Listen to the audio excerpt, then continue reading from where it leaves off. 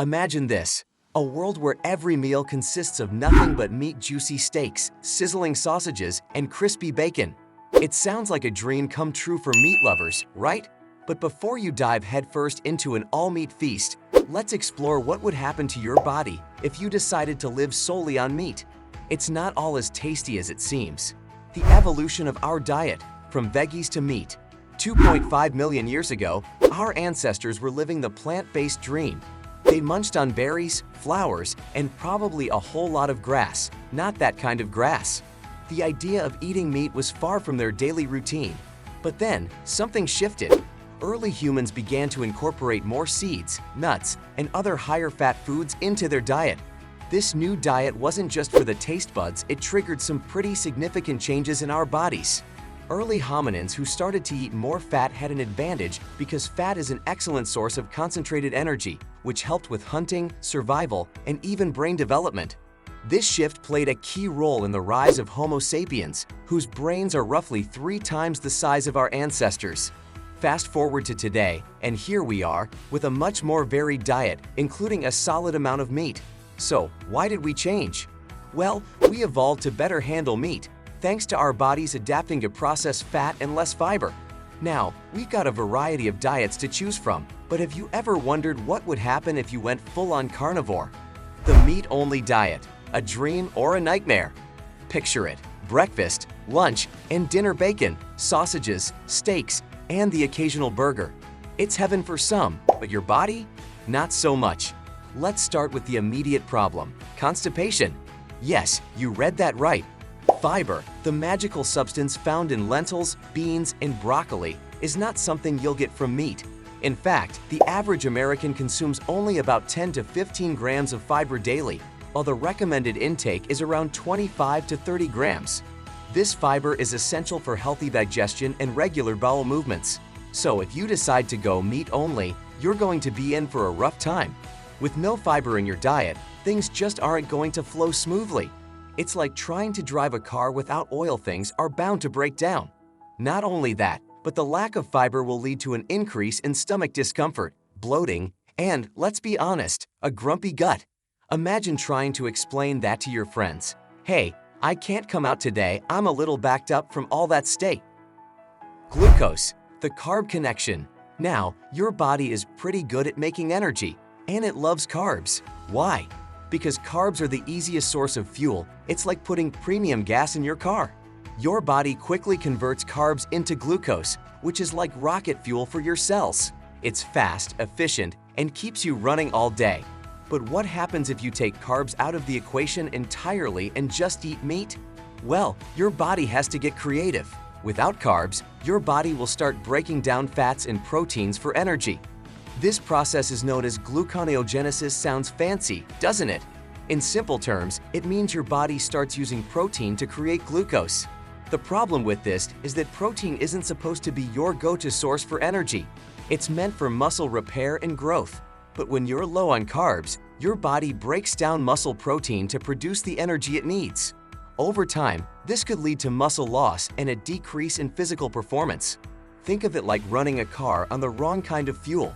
It'll work for a bit, but it's not going to last forever. Vitamin C, the sneaky deficiency. Here's where things get even more interesting. One thing your body desperately needs is vitamin C, and no, meat doesn't have much of it. Humans are one of the few species that can't make their own vitamin C, which means we need to get it from fruits and veggies.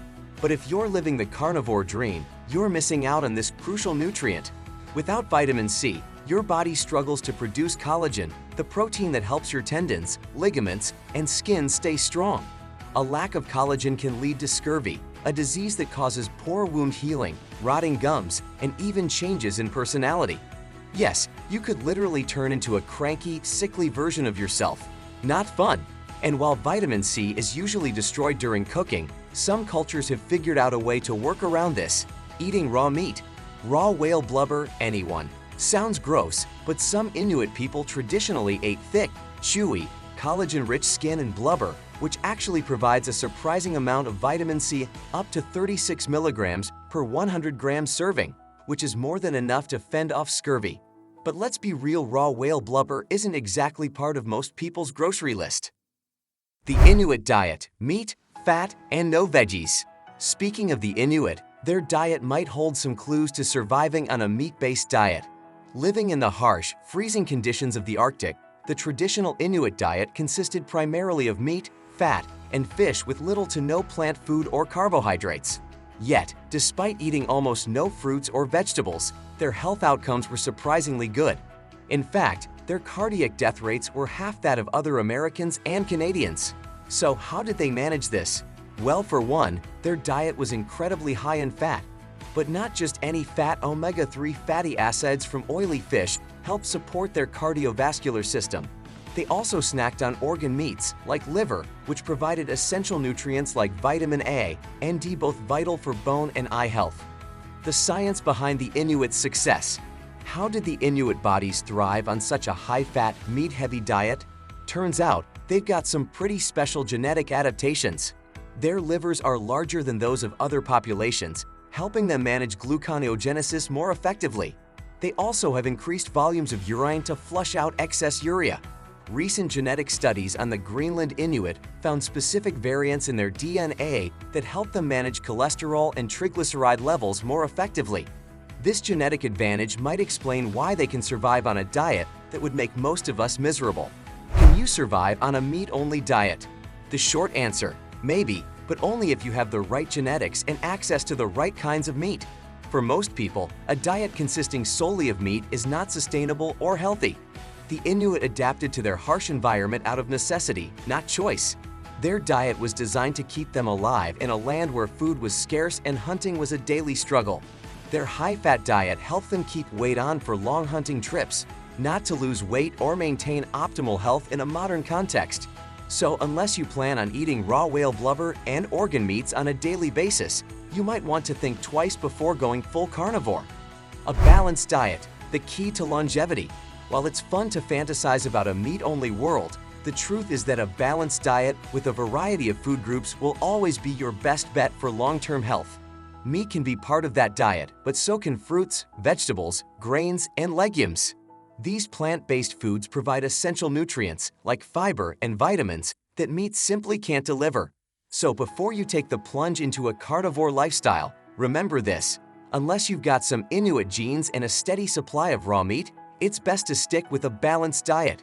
Your body and your taste buds will thank you.